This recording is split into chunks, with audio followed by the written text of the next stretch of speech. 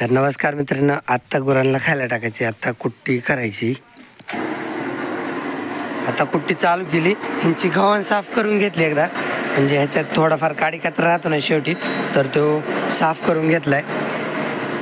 आता मी कॅरेट लावले, आम्ही कॅरेटच भरून ठेवणार आहे मी कुट्टीचे. पप्पा लावत आहेत तिकडून नेपियर. काल ज्वारी कापली होती.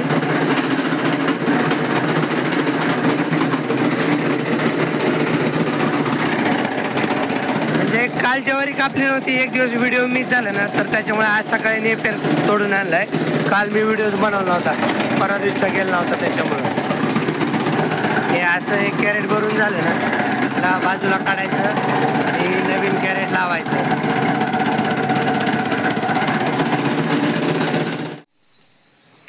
कुट्टी करून गुरांना खायला टाकली, खालच्या गोठातल्या गुरांना पण खायला टाकले आणि वर खिल्लेरीला आणि ह्या हिऱ्याला खायला टाकले.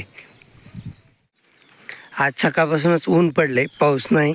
काल आला होता दुपारून पाऊस, म्हणजे 5-6 दिवस झालं रोज पाऊस पडतोय, पण आता ऊन पडलेले. इकडे ह्या गावरांना बी घरीच खायला ठेवले, म्हणजे चरायला जातील पण थोड्या वेळाने. सकाळी ह्यांना घरीच खायला ठेवले. हे गावरान इकडचे 3-4 आणि बाकी हे बैल. तर ह्यांना आता सकाळी टाकली नेपेरची कुट्टी. हरण्या लय नाटकं करतो हरण्या बी. तर आता आपले गावरान गोरे तर चरायला गेलेत, मागात चरायला गेलेत. मी बैलांना घेऊन जाणार आहे कडवळ आणायला, आणि आज श्रावण सोमवारी आज बैलांना धुवायचं. पण कडवळ वगैरे आणल्यावर दुपारून धुवायचं बैलांना, आणि त्यांना आज घरीच धुणार आहे मी. हरण्या बैल घरीच धुवायचे आज श्रावण सोमवारी, पण सगळे काम वगैरे झालं. आणि मी खडी साखर खातोय, तर त्याच्यामुळे आवाज थोडा वेगळाच येईल. चिमण्या वेगळेच दिसतात बैल मोहरकी काढल्यापासून. मागच्या पोळ्याला घातले होते तर आत्ताच काढल्यात. आता पोळ्यापर्यंत असंच राहून द्यायचं, आणला रिकामच. सारख्या आता रोज पाऊस पडून रस्ता खराब झाला आपला, चिखलाचा झालाय. ह्यावेळेस चिमण्याला मी त्याच्या म्हणजे सध्याला जी नाकात साईज आहे ना व्यसनची, तर त्याच्या डबल साईजची व्यसन आणली चिमण्याला, म्हणजे नाक फाटून आहे त्याच्यामुळे लय मोठी व्यसन आणली चिमण्याला. आणि सर्जाला पण त्याची सध्याची व्यसन ना, तर त्याच्यापेक्षा नॉर्मल थोडीशी मोठी व्यसन आणली ह्या वेळेस, म्हणजे नाक फाटायचे नाहीत.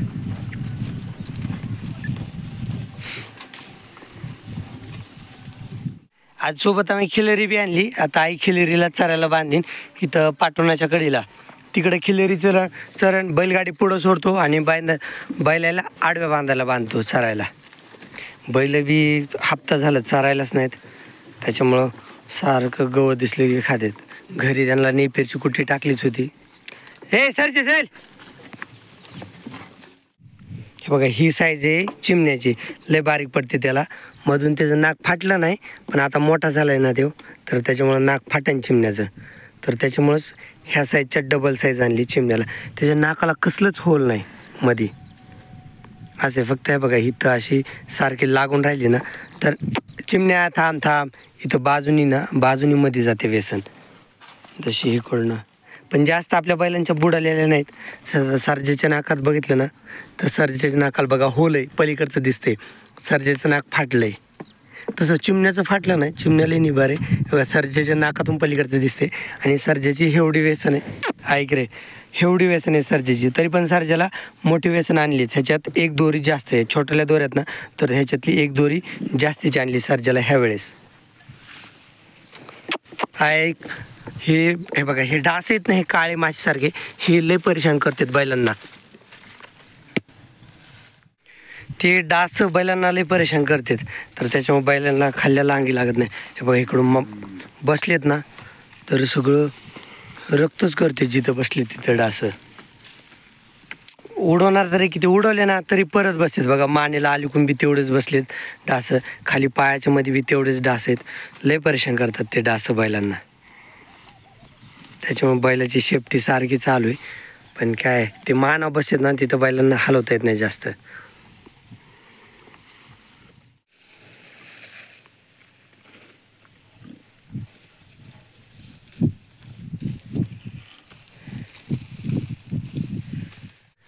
कडबा आणलाय मी. कडबा आणून घरी गाडी सोडली, बैलांना इथं बांधले. बैलांना धुवायचे. आता बोर चालू करणार आहे थोड्या वेळात.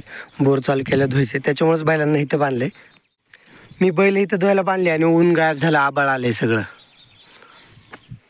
सीताफळ बघू का त्यात इच्छावून एखादं सापडतंय का नाही राव. यार एवढं मोठं सीताफळ इथलं मी लक्ष नाही दिलं. पाखरांनी खाऊन घेतलं सगळं, ह्याच्यात काहीच ठेवलं नाही.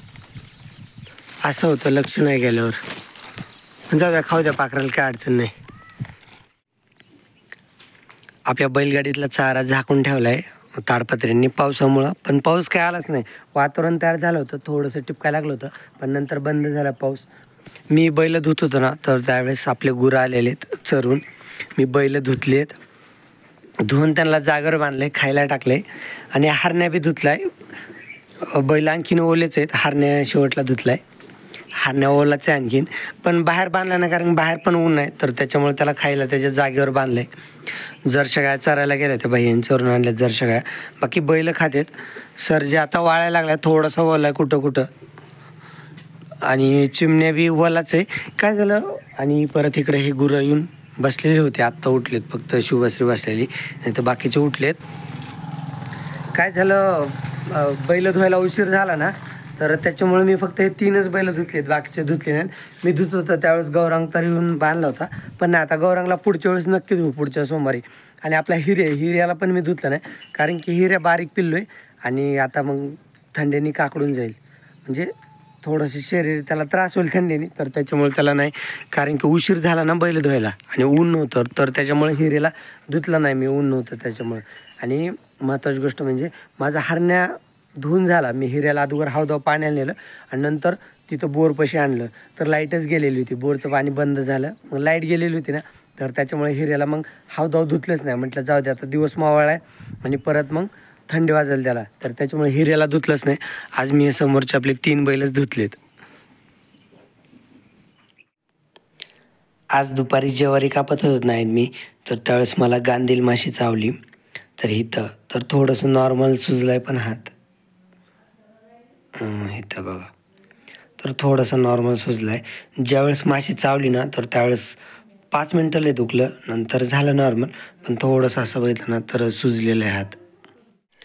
आणि इकडे छोटी पिल्ली खाते खुराक, तिला तेवढं खुराक बस होतं, म्हणजे ती जास्त पण खात नाही. आता नवीन नवीन खायला लागली ना, तर त्याच्यामुळे ती जास्त बी खात नाही खुराक. तर एकाचा नंबर आहे खुराक खायला. ते पेल्याला ठेवला, आता पांढऱ्या हिऱ्याला ठेवतो.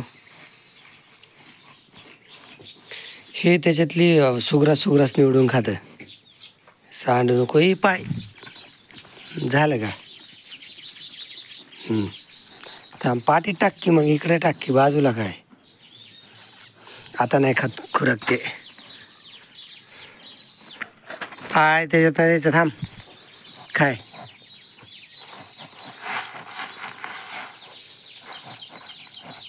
ह्याला ओलून खुराक द्यायला पाहिजे, भिजून.